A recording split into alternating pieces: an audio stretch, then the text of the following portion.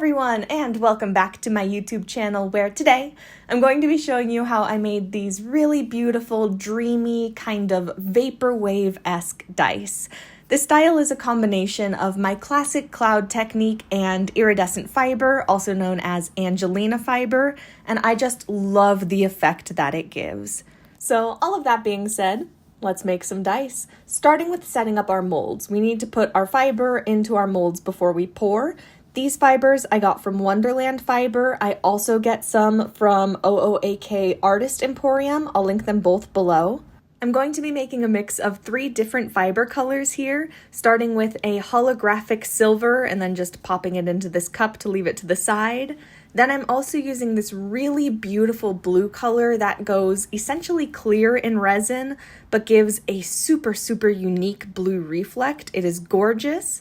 And last but not least, I'm using a kind of opalescent blue with a yellow-green kind of reflect color. Really gorgeous. This is my favorite fiber. Then we need to actually create a mix of these fibers. How I do that is I just grab them all in one hand, and I begin pinching and pulling little sections of the fiber to separate and mix them out. You know, making sure that I'm grabbing a little bit from all 3, pulling that out into its own section, then re-adding it into the pile. And I just keep doing this until I have a pretty cohesive mix. It's worked well for me so far. Ta-da! This is the result. It looked terrible in this lighting. It is much more of a pretty light blue, purple, iridescent, holographic, shiny ball.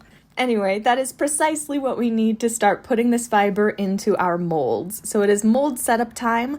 I grab a little bit of fiber, I just eyeball it. I know that's frustrating for an instructional. And then I begin to twist it. I twist it as the fiber itself, and then I twist it around my finger as well, so that it is a spiral in a spiral. I have just found this to be the easiest way to grab the fiber, keep it all together, and stop it from going completely all over the place. And then you can choose to kind of keep it in somewhat of that shape or mix it around a bit more when you get it in the molds. All you have to do is pop it on in the mold, and then I spend way too long getting all of the tiny pieces of fiber off of the side of my silicone as well, because I like my molds to be clean, and I think the dice come out better that way. Now I'm just going to repeat that process for all of the different dice that I have to do. Grabbing a little bit of the iridescent fiber, twisting that fiber into a twist or a spiral, and then also spiraling it around one of my fingers, grabbing that spiral together with my tweezers, and then popping it into my silicone mold and cleaning off the mold from all of those annoying, excessive little fiber pieces. Once all of the molds are finished and set up, ta-da, like this, we can begin mixing our resin. I just poured, I believe this was 60 milliliters. As always, we are just going to give our resin a really good mix as much as we can. Never hurts to mix your resin too much. It does hurt to not mix it enough, so mix your resin for a little bit longer. It's only going to help you. Once our resin is mixed, however, we are going to separate out our colors. I am reusing cups, that's why the bottom of this is brown, but we are going to make this color our opaque white, so it won't matter. You won't see that pretty soon. I decided to do a base with 2 colors for this design, the first one being blue, so I have this cup with some leftover blue resin that I'm going to add more blue resin to. Again, this is me trying to be environmentally friendly with resin. And then in this purple cup, I'm going to add more purple resin, so it'll all work out in the end. Then I wanted to add a bit of extra sparkle to these colors because I'm a sucker for sparkle. So this is a solar color dust called Splendor, I believe, and I really love it. It's the same kind of deep, invisible blue glitter. Incredibly unique, very beautiful. I tried to tap just a little bit into my cup, and then I tapped too much into my cup. So I went ahead and pulled out the extra with a toothpick until I had just a little bit that I wanted.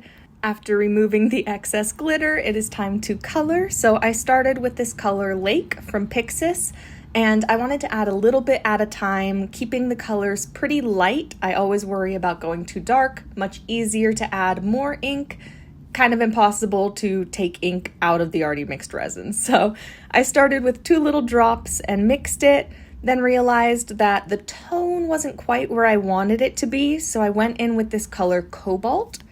And again, being pretty cautious here, I was using my Swizzler to not even do a full drop of this ink, but control how much ink I was putting on top of the resin and then wiping the excess off so that this color wouldn't get too dark. Then I just continued to do this until I had the color and darkness that I thought was appropriate for this design.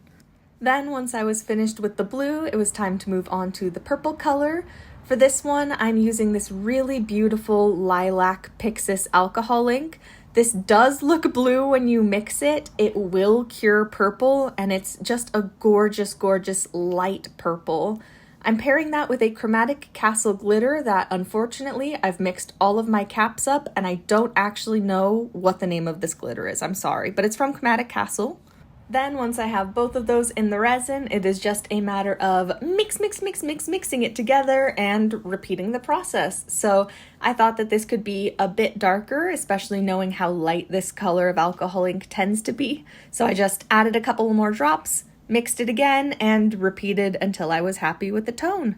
Finally, it is time to do the white color, and for this one, I always use Pinata's Blanco Blanco alcohol ink. I will link the one that I use specifically below, but this is the only white alcohol ink that I utilize.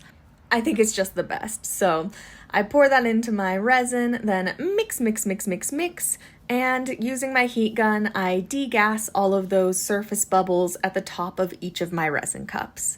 Then it's time for the fun part. We get to pour.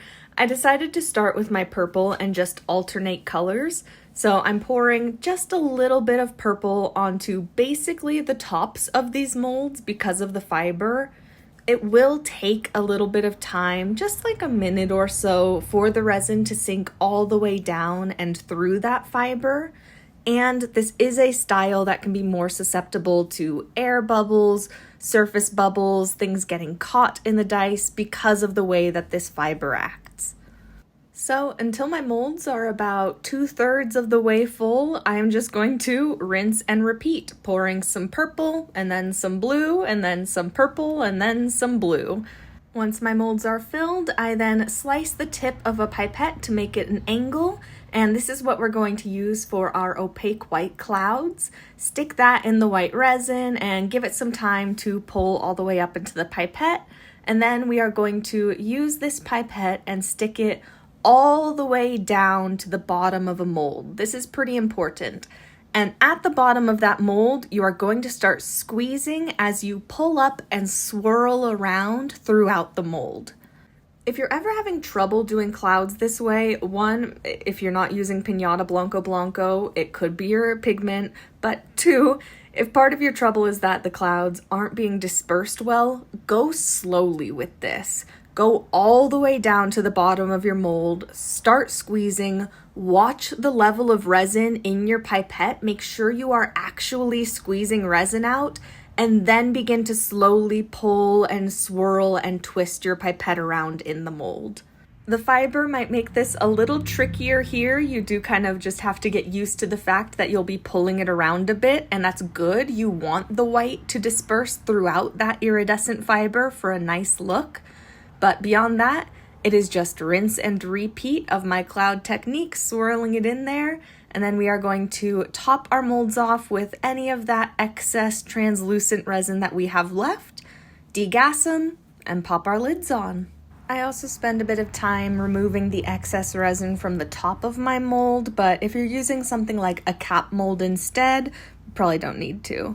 Then it is into the pressure pot for 24 hours. Out it comes, looking like this.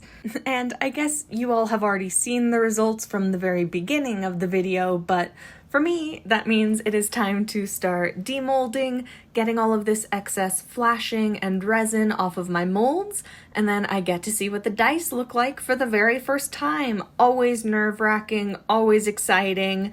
Luckily, these were a success. I'm really hoping that at one point I will figure out my lighting well enough in this area that I can just do my demolds and show-offs in the same space, but That is just not my reality right now, so I demolded the dice here, but the details for you and for me were pretty hard to see, so I'll pop them into better lighting in just a moment. But the dice came out looking great. Maybe a little bit lighter on the purple than I would have wanted, but I'm not going to complain. I thought they were gorgeous. My camera really doesn't do them justice. The way that the holographic, the iridescent, and then that invisible blue come together is just excellent. And with that, if you enjoyed this video, please consider leaving a like or subscribing to my channel if you want to see more videos about dice making. You can find all of my social media links in the description below and all of the products that I used in this video. As always, I hope you enjoyed, I hope you learned something, and I'll see you in the next one. Bye-bye!